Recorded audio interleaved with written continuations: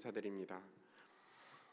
우리가 수요일에 이 사무엘하 인물들을 중심으로 우리가 하나님 앞에 어떤 중심으로 살아야 하는지를 함께 살펴보고 있습니다. 오늘도 우리가 읽은 말씀의 주인공은 다윗인데요. 우리가 지금까지 사무엘하를 살펴보면서 보았던 다윗과 오늘 우리가 살펴본 말씀에 나오는 다윗은 전혀 다른 모습입니다. 지금까지 다윗은 항상 하나님과 동행하고 또 여호와를 경외하는 중심을 가진 사람이었기 때문에 우리에게 도전을 주는 사람이었거든요.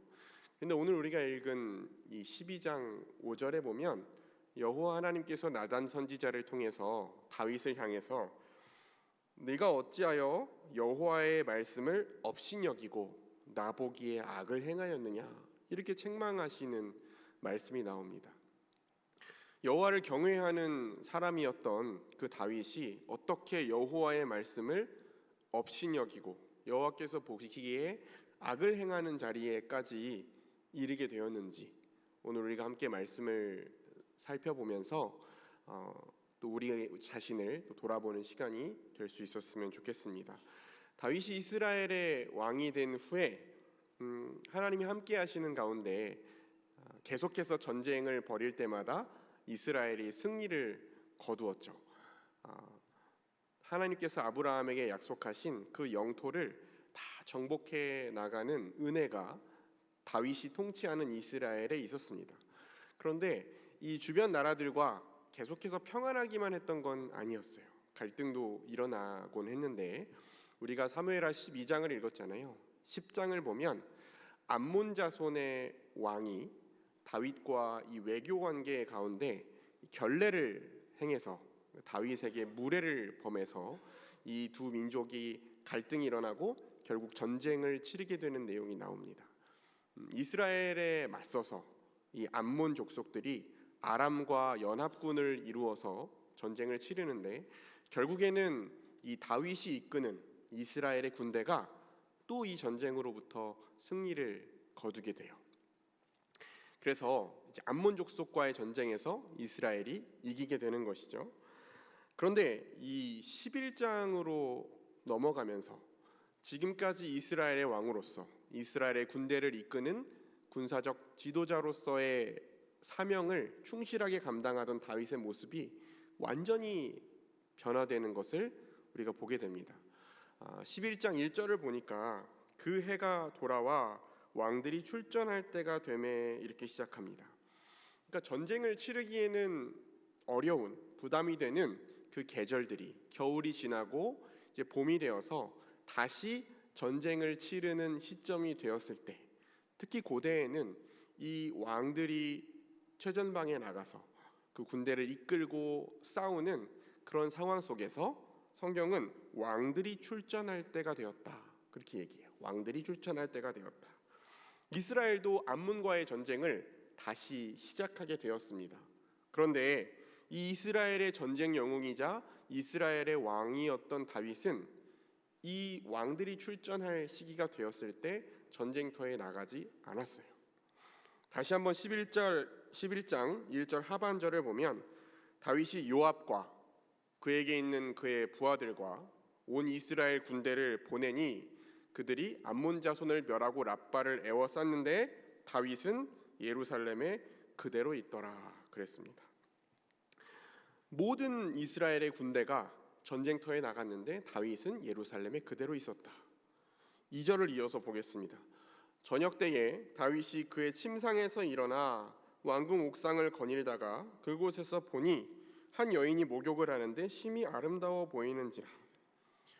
하나님의 은혜로 이스라엘의 왕이 되고 하나님이 함께 하셔서 전쟁에서 승리하고 하나님이 주신 평안을 누리게 된 그때에 다윗은 막상 자신이 권력을 잡고 위기로부터 벗어나서 평안을 누리는 상황이 되니까 자신에게 맡겨진 직무를 나태하게 행하고 그 생활도 게으르고 나태한 생활에 빠져 있다는 것을 우리가 볼 수 있습니다. 부하들은 지금 온통 전쟁터에 나가서 전쟁을 치르고 있는데 다윗은 느지막이 저녁에 침상에서 일어나서 왕궁을 거니는 거예요. 그리고 그 사명의 자리를 벗어난 다윗에게 죄의 유혹이 찾아옵니다. 왕궁에서 한 여인이 목욕하는 것을 보게 되죠. 너무 아름다워 보였어요. 그래서 다윗이 사람을 보내서 저 사람이 누군지를 알아보게 합니다. 사람이 가서 그 사람에 대해서 알아왔어요. 여인이 누군지를 알아왔습니다. 햇사람 우리아의 아내 밧세바다 그랬습니다. 이 햇사람 우리아는 다윗의 충성스러운 부하였어요. 사무엘하 23장에 보면 다윗의 30용사 안에 들어갈 만큼 용맹스럽고 충성스러운 이스라엘의 장군 중에 용사 중에 하나였습니다. 그 우리아의 아내라는 거예요. 이미 결혼을 한 여인이었습니다. 근데 그럼에도 불구하고 다윗은 그 자신의 욕망에 눈이 멀어서 그 여인을 왕궁으로 데려오게 합니다. 하나님이 다윗을 왕으로 세우시고 다윗에게 권력을 주신 것은 하나님을 경외하고 하나님의 말씀으로 그 백성들을 잘 다스리고 또 목자의 마음으로 그 백성들을 하나하나 살피고 돌보고 섬기라고 그 권력을 주셨는데, 다윗은 지금 자신의 욕망을 채우기 위해서 죄를 저지르는 데에 자신의 권력을 사용하기 시작한 것입니다. 우리가 계속 살펴봤듯이 하나님은 겸손한 자를 높이시고 교만한 자를 낮추시는 분이세요. 그런데 우리는 확실히 우리가 힘들고 어려울 때보다 순탄하고 편안할 때, 더 여유롭고 힘이 있을 때 교만한 자리에 올라가서 죄의 유혹에 빠지기 쉬운 것 같습니다. 군대에서 이등병은 실수할지언정 어지간해서는 고의로 군대의 규율을 어기지는 않습니다. 우리가 소위 군기가 바짝 들었다 이런 표현 쓰잖아요. 이등병이 군기가 바짝 들었다, 이 표현은 현실적으로 말하면 눈치를 엄청 본다 이 소리예요. 사람들 눈치를 엄청 본다. 그럴 수밖에 없겠죠. 부대 안에 있는 모든 사람들이 다 자기보다 높은 사람들이잖아요. 병사들 중에서도 다 선임들밖에 없고 간부들밖에 없고, 그러다 보니까 아직 생활도 익숙하지 않고 군 생활도 많이 남았고 자신보다 높은 사람들밖에 없기 때문에 계속해서 눈치를 볼 수밖에 없는 거예요. 다른 사람에게 혹시 내가 혼나지는 않을까, 실수하지는 않을까, 안 좋게 찍히지는 않을까, 늘 긴장하고 끊임없이 눈치를 보는 거죠. 저절로 겸손해지게 되는 거예요. 저절로 겸손해지고 작은 일도 최선을 다하게 됩니다. 내가 이것 때문에 잘못해서 혼나면 안 되는데, 내가 이것 때문에 실수하면 안 되는데 최선을 다해서 이제 하게 되는 거죠. 근데 시간이 지날수록, 이제 군대에서 보내는 시간이 지날수록 생활도 익숙해지고 이제 군대의 생리를 어느 정도 이제 파악하게 됩니다. 결정적으로 눈치 볼 사람이 점점 없어지죠. 점점 선임보다 후임이 늘어나게 되고 이제 간부들과 어느 정도 관계도 형성되게 되고 군 생활도 점점 줄어들게 돼서 군 생활이 얼마 남지 않게 되면 이제 모든 것을 적당히 하기 시작하는 거예요. 그렇죠? 다 같이 청소하는 시간에 TV를 본다든지, 다 같이 식사를 해야 되는 시간에 잠을 잔다든지, 이등병 때는 꿈도 꾸지 못했던 일들을 하게 되는 거죠. 직무를 태만하게 되고 또 규율을 어기게 되는 거예요. 우리의 신앙생활도 비슷한 면이 있는 것 같습니다. 우리가 처음 예수님을 믿고 신앙생활을 하게 되면 모든 것이 너무 기쁘고 감사하잖아요. 그렇죠? 하나님의 말씀을 알아가는 것도 너무 기쁘고 새로운 찬양을 배우고 찬양하는 것도 너무 은혜스러워요. 한 사람 한 사람을 새로 알아가게 되는 것도 설레고 기쁜 일입니다. 양육 프로그램이나 하나님의 말씀을 배울 수 있는 자리가 있다고 하면 하나라도 더 배우고 싶은 마음에 열심히 참석해서 적기도 하고 열심히 들으면서 배우려고 하는 모습이 있죠. 누군가가 혹시 뭔가 교회 일을 부탁하거나 봉사를 이렇게 부탁하면 정말 그것을 최선을 다해서 합니다. 혹시 내가 실수하진 않을까, 다른 사람에게 폐를 끼치진 않을까, 두렵고 떨리는 마음으로 기도하면서 정말 최선을 다해서 그 일을 준비하는 거예요. 주일날 그 일을 해야 되면 한 주 동안 기도하면서 열심히 준비하는 겁니다. 사람들 눈치도 이제 많이 보게 되죠. 내가 이 공동체에서 잘 적응할 수는 있을까? 혹시 내가 한 말과 행동이 다른 사람에게 내 마음과 달리 무례하게 들리지는 않을까? 더군다나 이게 그냥 사람들끼리 하는 일이 아니라 하나님을 위해서 하는 일이라고 하니까 더 조심스럽고 긴장도 됩니다.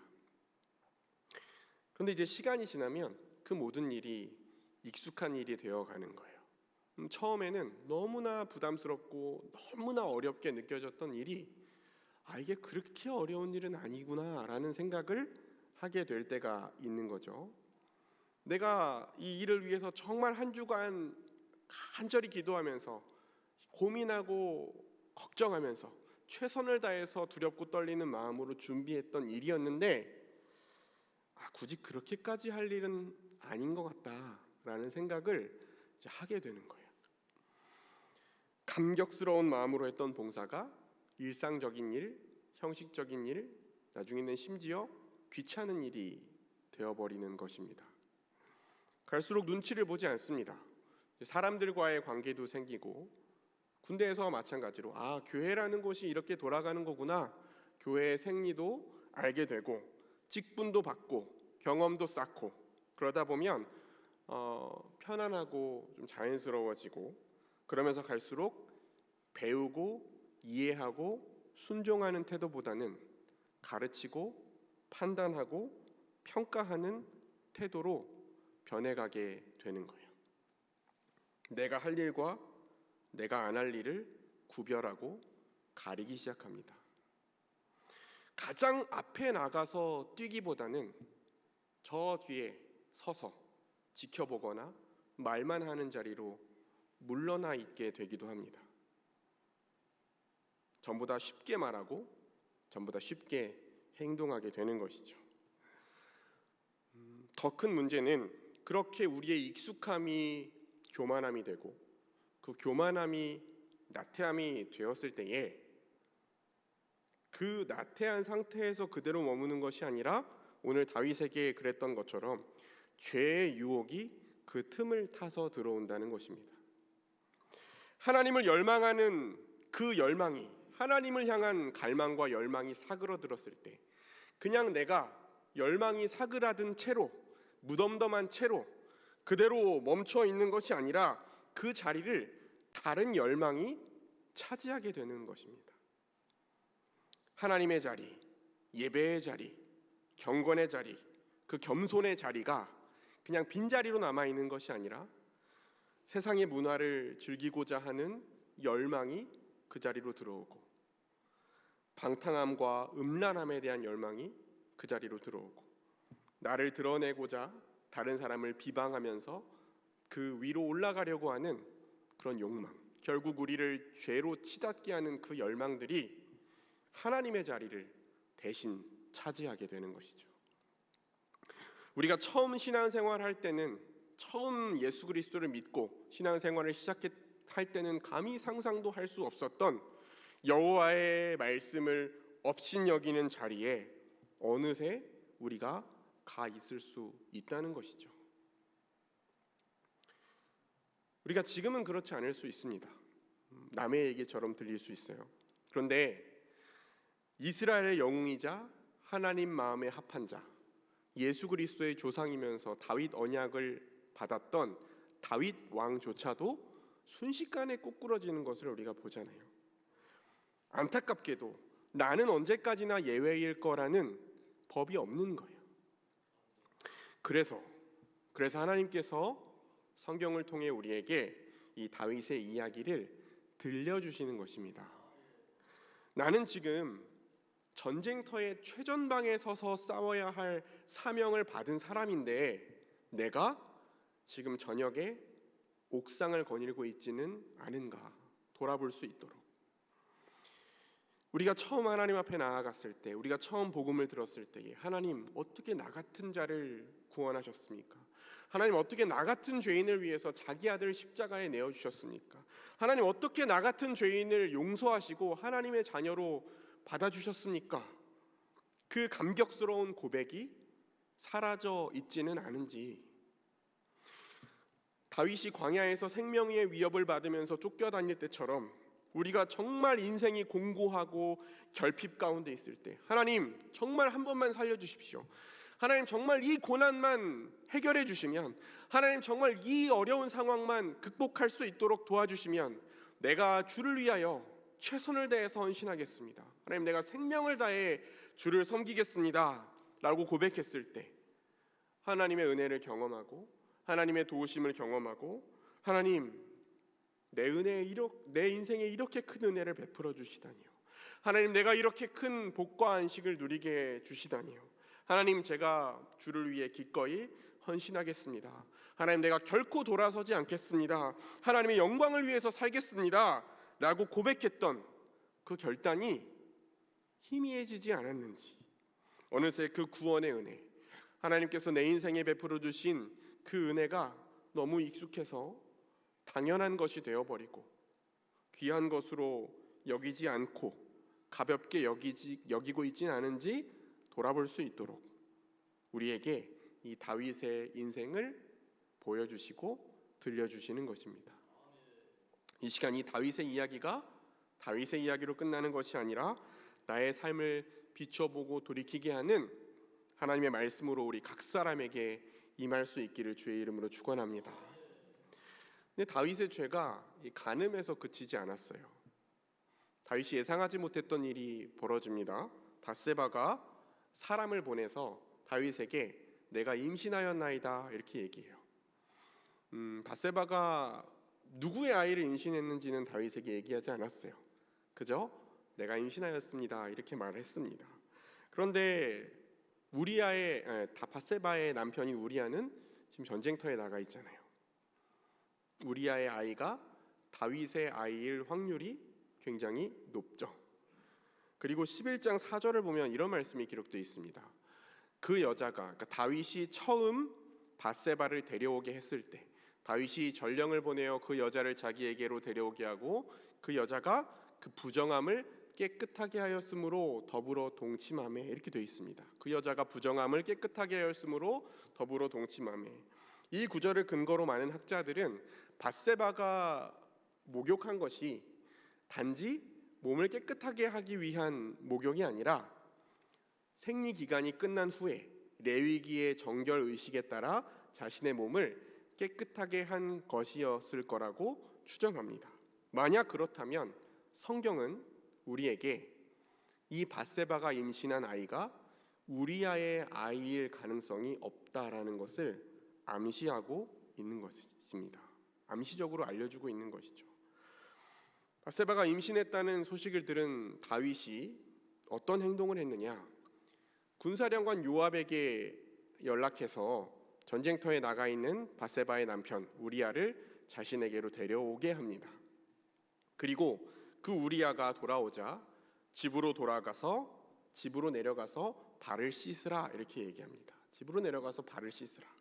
이 발을 씻으라는 말은 전쟁터에서 고된 시간을 보내고 왔으니까 몸을 깨끗하게 하고 편하게 쉬어라 라는 뜻일 수도 있지만 아내와의 잠자리를 암시하는 표현으로 사용된 것으로 보여요.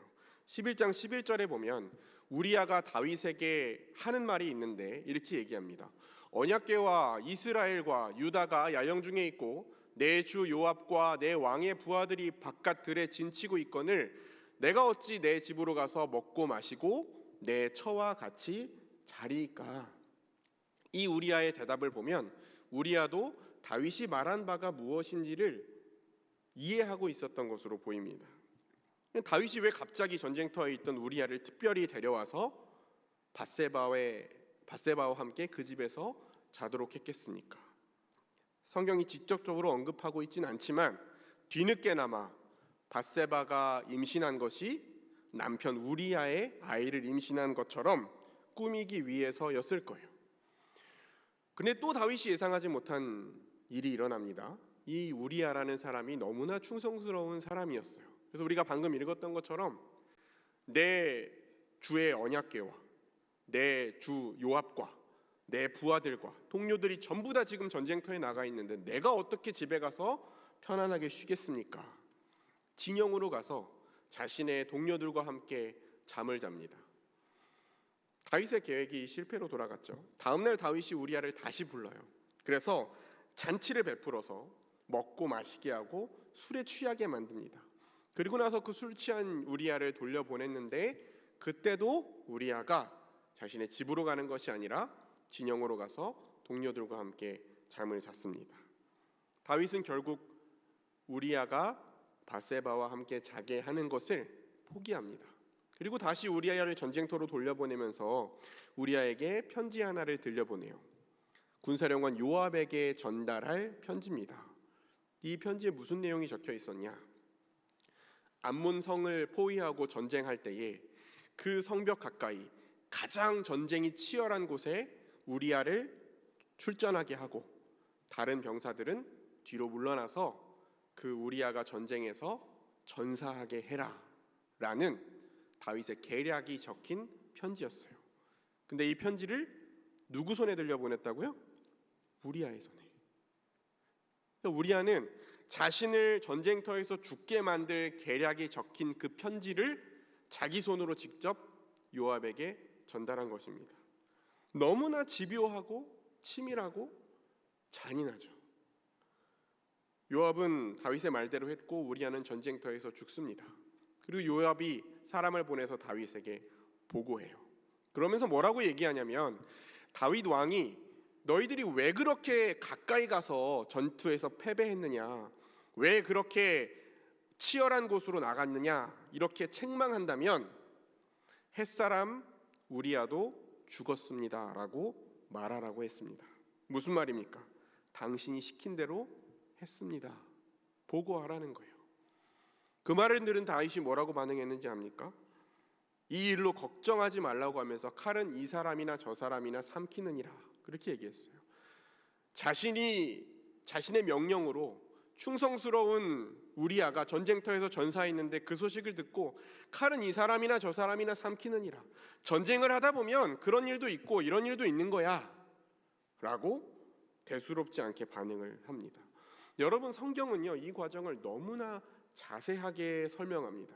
우리아는 한 번 죽었는데 이 우리아가 전사한 사건을 요압과 다윗의 대화에서 3번이나 되풀이해서 기록하고 있습니다. 이 다윗과 요압이 얼마나 주도 면밀하게 교활하게 이 계획을 행하고 서로 소통했는지 그들의 악함과 그들의 집요함을 강조해서 보여주는 거예요. 그리고 우리아가 죽고 장례를 마치자마자 다윗은 그 우리아의 아내 밧세바를 데려와서 자신의 아내로 삼습니다. 여러분, 사람의 시선으로 보면요 다윗은 완전 범죄를 이루었습니다. 자신이 밧세바와 간음한 것도 숨겼고 우리아를 죽인 것도 전쟁에서 전사한 것처럼 그럴듯하게 감췄습니다. 그리고 밧세바를 아내로 데려온 것을 백성들이 볼 때는 어떨까요? 자신의 충성스러운 부하가 전쟁터에 나가서 전사했는데 한 나라의 왕이 그 부하의 아내를 데려다가 취하는 거예요. 전쟁터에서 전사한 부하의 아내까지 거둔 자비로운 왕으로 보였을 것입니다. 그런데 사람 앞에서는 왕의 권력으로 자신의 죄를 덮었을지 몰라도 중심을 보시는 하나님 앞에서는 그 죄가 덮이지 않았어요. 11장 27절에 다윗이 행한 그 일이 여호와가 보시기에 악하였더라. 여호와가 보시기에 악하였더라. 여호와는 그 일을 다 보셨습니다. 여호와의 눈들에 그 일이 악했다. 여러분, 죄의 유혹과 그 죄를 정당화하려는 욕구는 이렇게 강력합니다. 다윗에게만 해당되는 일일까요? 그렇지 않죠. 우리 자신을 돌아봤을 때도 우리가 뭔가 선을 행하려고 할 때, 남에게 무언가를 베풀려고 할 때, 주를 위해서 뭔가 희생하고 헌신하려 할 때는 얼마나 더디고 미련한지. 그런데 내 이익을 얻기 위해서, 내 욕망을 이루기 위해서는 어떻게 그렇게 절실한 마음으로 치밀한 계획을 세우고 그렇게 추진하게 되는지 우리 스스로가 놀랄 때가 있지 않습니까? 내가 이런 것까지 생각하고 이런 것까지 계획하다니. 또 그 죄를 내 마음 안에서 합리화하고 다른 사람들 앞에서 정당화하기 위해서 발버둥친 경험들이 다들 있으실 겁니다. 그런데 우리가 아무리 하나 사람들 앞에서 숨긴다고 하더라도, 우리의 마음을 감추고 우리가 한 일을 감춘다고 하더라도 하나님께서는 우리의 모든 생각과 말과 행동을 다 보고 계시고 판단하시는 거예요. 그런데 우리가 이렇게 연약하고 여전히 우리가 이 악한 본성을 이기지 못해서 넘어지고 하나님 앞에 범죄하는 일을 반복하면서 살아감에도 불구하고 우리가 소망을 가질 수 있는 것은 하나님이 우리의 악행을 판단하시고 우리를 그대로 진멸하시고 심판하시는 것이 아니라 우리가 그 죄에서 돌이키도록 우리에게 말씀하시기 때문에 우리에게 소망이 있는 것이죠. 오늘 우리가 읽은 12장의 말씀을 보면 하나님께서 나단 선지자를 통해서 다윗에게 그 죄를 깨닫도록 폭로하십니다. 가난한 자와 부한 자의 이야기를 들려주시죠. 양 한 마리를 가지고 자신의 딸처럼 애지중지 키우는 가난한 사람이 있었는데 수많은 가축들을 가지고 있는 부자가 그 가난한 자가 가지고 있는 한 마리의 양을, 딸처럼 키우는 양을 빼앗아다가 자신의 손님을 대접하기 위해 죽였습니다. 그 이야기를 다윗에게 들려줍니다. 다윗이 이 이야기를 듣고 5절에 보니까 여호와의 살아계심을 두고 맹세하노니 이 일을 행한 그 사람은 마땅히 죽을 자라 말했습니다. 근데 이 이야기가 무엇을 가리키는 거예요? 우리아의 아내를 빼앗아다가 수많은 아내와 후궁을 둘 수 있었음에도 불구하고 하나밖에 없는 사랑하는 우리아의 아내를 빼앗아다가 간음하고 그 우리아를 살해한 그 엄청난 죄악을 저지른 다윗의 이야기를 하나님께서 들려주신 겁니다. 그리고 다윗의 입으로 직접 이 일을 행한 자는 마땅히 죽을 자라 이야기하게 하셨습니다. 그리고 7절에 나단 선지자의 입을 통해서 당신이 그 사람이라, 당신이 그 사람이라 폭로하게 하셨어요. 그리고 하나님이 말씀하십니다. 내가 양치는 목동이었던 너를 이스라엘 왕으로 세우기 위해서 사울이 너를 죽이려는 그 위협으로부터 구했고 내가 너를 이스라엘의 왕으로 세웠고 모든 전쟁에서 승리하게 했고 모든 복과 안식을 너에게 다 누리게 했다. 부족한 게 있고 필요한 게 있었으면 내가 그것을 더했을 텐데 9절에 어찌하여 네가 여호와의 말씀을 업신여기고 나보기에 악을 행하였느냐 꾸짖으시는 거예요. 그리고 13절에 다윗은 결국 내가 여호와께 죄를 범하였노라. 하나님 잘못했습니다. 하나님 제가 죄를 지었습니다. 하나님 제가 하나님 앞에 악을 행했습니다. 인정하고 회개할 때까지 하나님께서 다윗에게 말씀하시고 그 다윗을 이끄셨어요. 다시 말씀드리지만 우리에게 오늘 소망이 있는 것은 하나님께서 다윗에게 나단 선지자를 통해서 그 죄악을 폭로하시고 다윗이 그 죄를 인정하고 돌이키게 하신 그 은혜를 저와 여러분에게도 베풀어 주신다는 것입니다. 우리가 무너지는 그 시점에, 우리가 하나님으로부터 멀어져가는 그 시점에 내가 이전과 같은 마음을 잃어버리고 많이 달라져 있다는 것을, 잘못된 길을 향해 가고 있다는 것을 하나님께서 깨닫게 하시는 것이죠. 성령 하나님을 통해, 우리 안에 계신 성령 하나님을 통해서 조명하시기도 합니다. 우리가 하는 말과 우리가 하는 행동을 우리가 보고 들으면서 깨닫게 하시기도 해요. 지금 내가 무슨 짓을 하고 있는 건가? 내가 지금 도대체 무슨 소리를 하고 있는 건가? 깨닫게 하시기도 합니다. 우리가 하나님의 말씀을 읽을 때, 또 이렇게 하나님의 말씀을 설교를 통해서 들을 때 하나님께서 말씀을 통해 깨닫게 하시기도 하고, 또 누군가를 통해서 나에 대한 평가를 듣게 하시기도 해요. 다른 사람들이 나에게 하는 이야기를 듣게 하시기도 합니다. 우리가 돌아오고 돌이키기를 바라는 하나님의 마음을 하나님이 우리에게 전해주시는 것이죠. 하나님은 어떤 방식으로든 우리에게 말씀하시고 우리가 깨닫게 하시는데, 중요한 것은 하나님이 깨닫게 하셨을 때 우리의 반응입니다. 그때에 내가 여호와께 범죄하였노라, 하나님 앞에 엎드려서 그 죄를 인정하고 다시 겸손의 자리로, 다시 경건의 자리로, 다시 예배의 자리로 그 돌아오는 그 은혜가 저 여러분에게 있기를 주의 이름으로 축원합니다. 다윗이 밧세바와 간음한 뒤에 그 나단 선지자의 책망을 듣고 시편 51편을 기록하지 않습니까? 10절에서 12절에 이렇게 다윗이 고백합니다. 하나님이여, 내 속에 정한 마음을 창조하시고 내 안에 정직한 영을 새롭게 해주십시오. 나를 주님 앞에서 쫓아내지 마시고 주의 성령을 거두지 마십시오. 주의 구원의 즐거움을 내게 회복시켜 주시고 자원하는 심령을 나에게 다시 허락하시고 나를 붙들어 주십시오. 하나님, 나에게 처음 마음을 회복시켜 주십시오. 다윗이 간절하게 부르짖어서 기도합니다.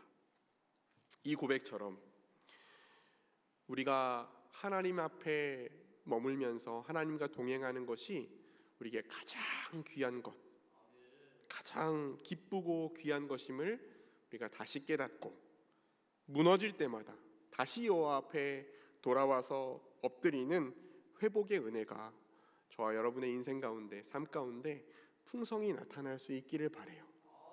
그래서 그 여호와를 업신여기는 자리에서 내려와서 여호와를 경외하는 자리에 머물러 그 하나님과 친밀하게 동행하는 기쁨을 누리는 하루하루를 살아갈 수 있는 저 여러분이 다 되시기를 주의 이름으로 축원합니다. 기도하겠습니다.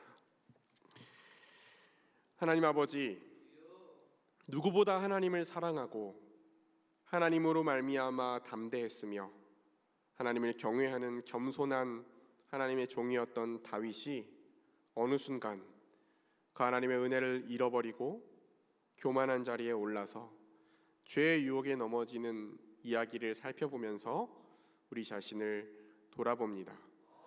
하나님께서 베풀어 주신 은혜를 당연하게 여기고 가볍게 여겨 여호와를 업신여기는 자리로 우리가 옮겨가고 있지는 않은지 돌아보게 하시고, 하나님께서 우리에게 책망하시고 우리의 연약함을 깨닫게 하시고 우리에게 돌아오라고 말씀하실 때에 다윗이 여호와 앞에 엎드려 회개했던 것처럼 내가 여호와께 범죄하였나이다 인정하고 돌이킬 수 있는 순전한 믿음을 우리 각 사람에게 허락하여 주시며, 우리가 하나님과의 친밀한 관계 가운데, 하나님과 동행하는 가운데 우리의 신앙생활이, 우리의 인생이 기쁨과 감사로 충만한 삶이 될 수 있도록 인도하여 주옵소서. 예수님 거룩하신 이름으로 기도드립니다. 아멘.